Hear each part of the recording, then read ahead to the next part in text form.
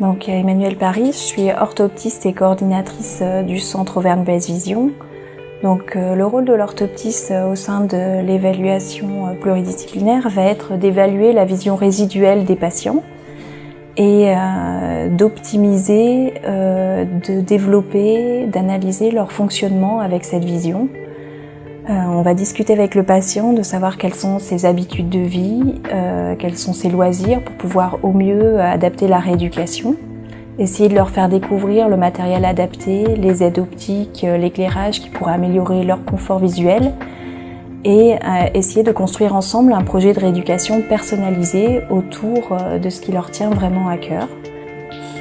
Voilà. Quand on accueille un patient qui est déficient visuel, souvent il a perdu un petit peu confiance en sa vision, donc on est là pour lui faire découvrir quelles sont ses capacités visuelles, car même si le sens est altéré, la vision est encore capable de fournir des informations utiles et fiables, et donc il est important de redonner confiance au patient en son sens.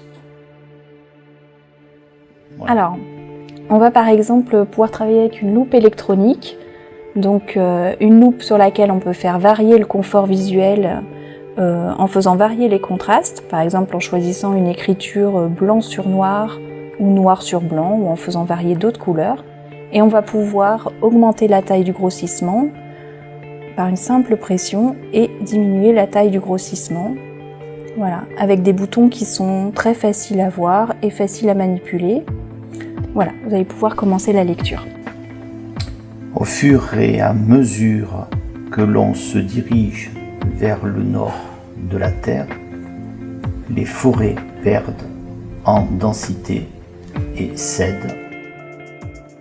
Voilà, donc en plus du rôle de rééducation, l'orthoptiste peut être amené à faire découvrir des logiciels de grossissement aux patients et de façon plus générale d'étudier un petit peu l'ergonomie du poste de travail informatique.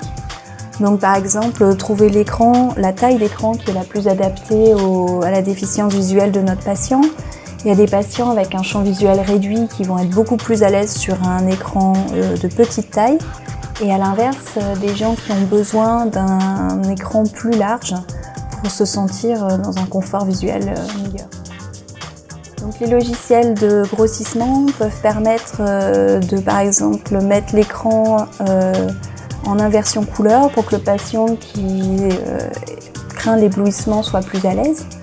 Donc on va apprendre au patient par des raccourcis clavier ou avec la souris à configurer l'écran et l'ordinateur dans un meilleur confort visuel.